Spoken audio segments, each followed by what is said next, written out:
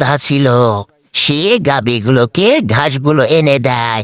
গাভীগুলো খুব মজা করে ঘাসগুলো খাইতে থাকে।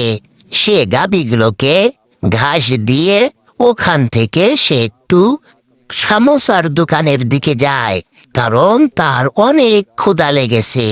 সেই জন্য সে গাভীগুলোকে খাবার খাইতে দিয়ে সে ওখান থেকে তো গাইস হাঁটতে হাঁটতে রামু সমোসা নিল। সমোসাওয়ালার কাছে চলে যায়।